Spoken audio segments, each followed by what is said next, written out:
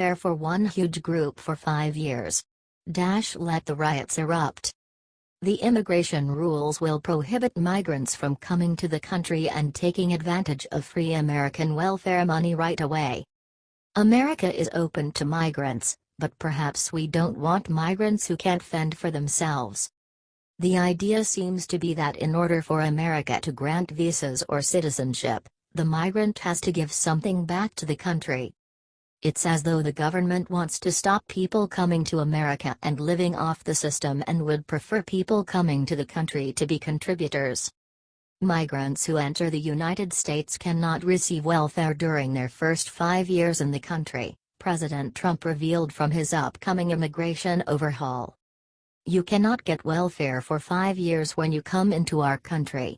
You cannot just come in like in past weeks, years, and decades. You come in immediately and start picking up welfare. For 5 years, you have to say you will not be asking or using our welfare systems.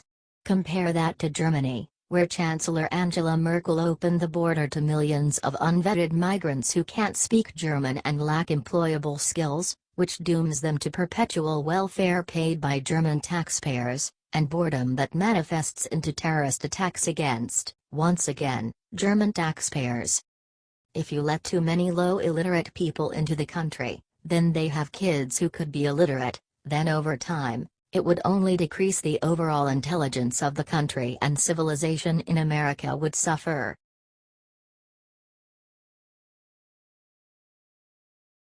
U.S. Marine humiliates Michelle Obama in epic fashion, she's livid. You live in a free country to blame your poor pathetic life on the color of another man's skin. All colors have given their lives for an educated woman to have the freedom to be so ignorant. I love all colors because I love all that God creates. God is love and creates every color to include our skin. I will stay here and love all Americans, regardless of skin. Not because of their color but for the character and love they carry within. You will never be remembered as the First Lady of color but soon forgotten after you leave the White House.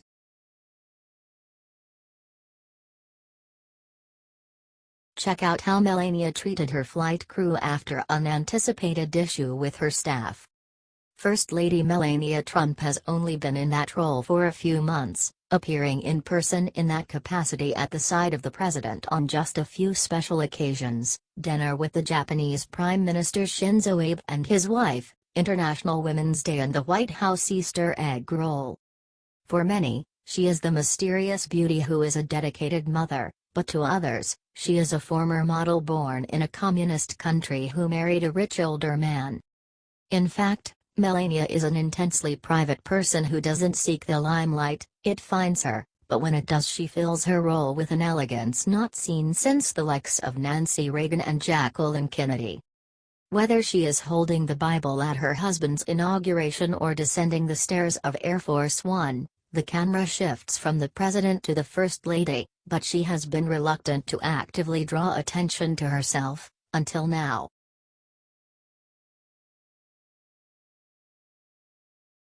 Alert: China just attempted foreign takeover, but then Trump stepped in big league. The Trump administration refuses to be cowed by China.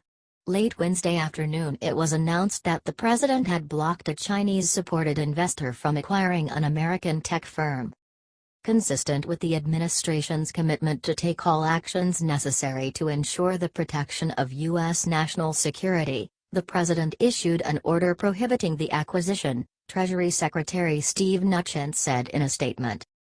Chinese private equity firm Canyon Bridge Capital Partners LLC was negotiating for control of American company Lattice Semiconductor Corp. When President Trump squashed the sale. China has been attempting to advance itself by purchasing American technology for years.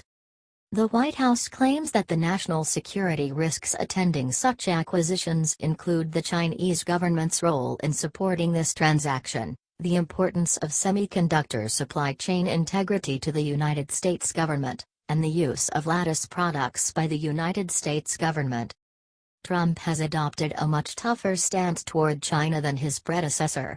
Multiple high-profile deals between Chinese and American companies are now under review. Economists believe that if China continues to gobble up American companies, it could hurt the U.S. in the future. Lattice officials fought vehemently to save its $1.3 billion sale to Canyon Bridge. Do you like the new cleaner look of Yes I'm Right? If so, comment below. Source: New York Post.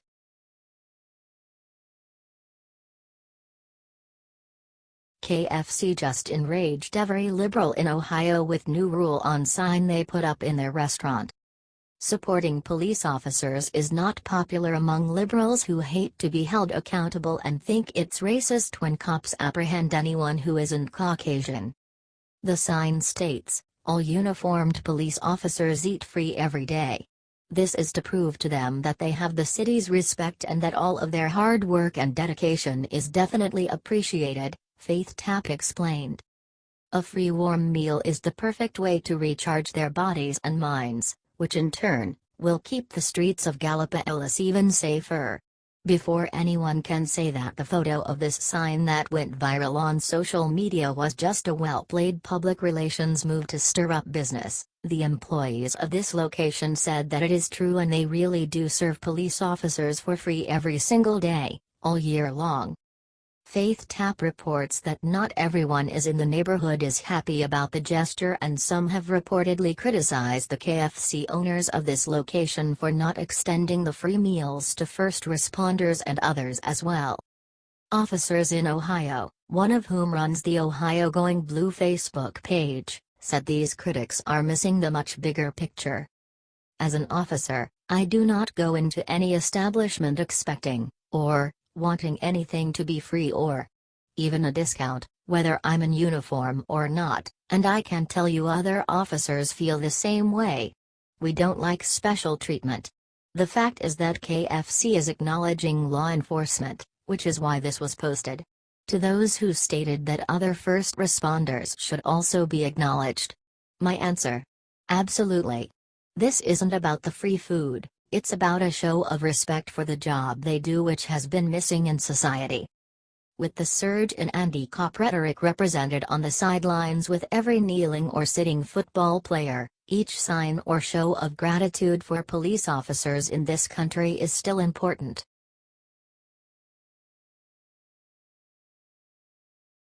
(24HRS) After 9/11 Memorial, everyone sees incredible secret thing Inca did the entire time.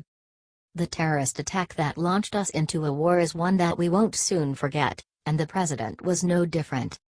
Despite the incredible number of people who like to make disparaging comments about the president and his family, the first couple, as well as Inca and Jared Kushner, were there to show their dedication to the president and country. The president's daughter and son-in-law's team of advisors have been questioned and harassed for the aid they give the president, but they take it in stride. Those who try to bash the president for his relationship with his daughter seem to completely overlook the fact that she's acting in an adult capacity and actually helping the country, unlike any other first daughter in recent history. The president and first lady then made their way to the Pentagon for a formal 9/11 remembrance ceremony, where they were once again joined by Inca. President Trump is a native of New York and was in Manhattan on the day that plane hijacking terrorists brought down the World Trade Center's iconic Twin Towers. His daughter Inca was also born and raised in the city, where she was bringing up her own 3 children before moving to D.C. to support her father in his role as president.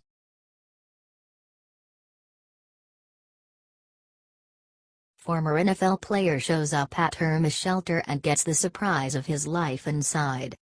According to his former coach in an interview from a few months ago, Tebow is as real as they get, Ponte Vedra Beach, Florida. Dan Mullen has been around Tim Tebow enough over the years to get an idea of who his former player is. On Friday, Mullen's opinion of Tebow was only reinforced while walking the red carpet at the 7th annual Tim Tebow Foundation Celebrity Gala and Golf Classic at TPC Sawgrass this weekend. Overall, Mullen served in the position from 2005-08, while Tebow was a quarterback at the school from 2006-09. In addition to his work as an athlete and SEC network analyst, Tebow also runs the Tebow Foundation for his charitable work. It's nice to see that in a world of Copernics and Bennetts there are still Tebows and Watts. Hopefully, stars like Tebow serve to show us that fame doesn't have to corrupt someone if their faith is sincere.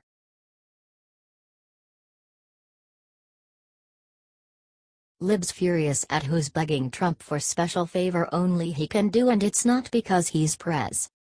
British Prime Minister Theresa May has petitioned US President Donald Trump over a threat to jobs at the Bombardier plant in Belfast because of a trade dispute with the Boeing company. Now rival aircraft firm, Boeing, has complained to the US authorities that the deal was unfairly subsidized by the Canadian government and that Bombardier engaged in price dumping by agreeing to sell 75 of their planes for almost $14 million below their cost price. Bloomberg reports, May asked Trump to intervene in Boeing Bombardier dispute. UK Prime Minister Theresa May asked US President Donald Trump to intervene in a court dispute between Boeing Company and Canada's Bombardier Incorporated over state aid, her office said. May is expected to discuss Boeing and other issues with Canadian Prime Minister Justin Trudeau during a visit to Ottawa on September 18, a Canadian government official said, speaking on condition they not be identified since a formal announcement has not been made. Alongside May's intervention, Business Secretary Greg Clark traveled to Chicago to meet with Boeing executives to try to find a solution to the dispute and safeguard about 4,500 jobs in Bombardier's Northern Ireland unit, his office said. Talks break off. David McNaughton, Canada's ambassador to Washington, told reporters Tuesday that Boeing had walked away from talks with his government over the issue and that he has now raised it with U.S. Commerce Secretary Wilbur Ross. For whatever reason they decided they weren't going to continue to have discussions, McNaughton said, adding Boeing's complaint stems from the sale of planes to Delta Air Lines Incorporated, a purchase that he said Boeing was not even competing for.